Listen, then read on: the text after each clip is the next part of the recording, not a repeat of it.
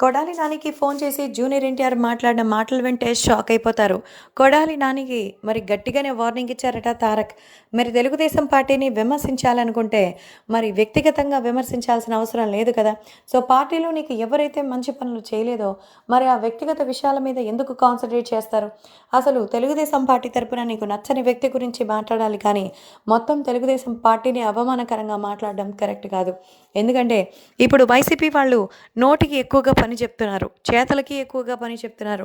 Telugu Desam party తరపు నుంచి మరి నేను రావాలని, కావాలని టార్గెట్ చేస్తున్నారో లేదో తెలీదు. నేనొస్తే ఎలా ఉంటుందనేది నీకు బాగా తెలుసు కాబట్టి, సో, తెలుగుదేశం పార్టీని విమర్శించేటప్పుడు కాస్త ఆలోచించుకొని విమర్శించు. ఒక పక్క బాబాయిని, అలా మరో పక్క కుటుంబ సభ్యులని, ఇంట్లో మహిళల్ని కూడా టార్గెట్ చేస్తున్నారు.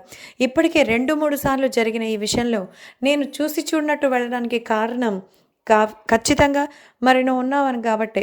కాబట్టి ఇంకొకసారి తెలుగుదేశం పార్టీ పట్ల విమర్శించాల్సొస్తే బాబాయ్ పేరు కానీ, మరి అత్తయ్యల పేర్లు కానీ వస్తే మాత్రం బాగోదని, ఇంకోసారి అన్నా క్యాంటీన్ల విషయంలో కానీ, ఎన్టీఆర్ గారి విగ్రహాలకి సంబంధించిన కానీ అనవసరంగా డిస్టర్బెన్స్ చేస్తే అది పార్టీకే నష్టం జరుగుతుందని మీ నాయకుడికి చెప్పాలంటూ సో జూనియర్ ఎన్టీఆర్ కొడాలి నాని ద్వారా జగన్‌కి చేరవేయమని ఈ మాటలన్నీ చెప్పినట్టుగా తెలుస్తోంది.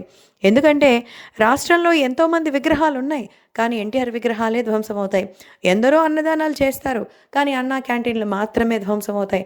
మరి దీనంతటికీ కారణం ఎవరో తెలుసు కదా! అంటూ కొడాలి నానికి గట్టిగా వార్నింగ్ ఇచ్చారట.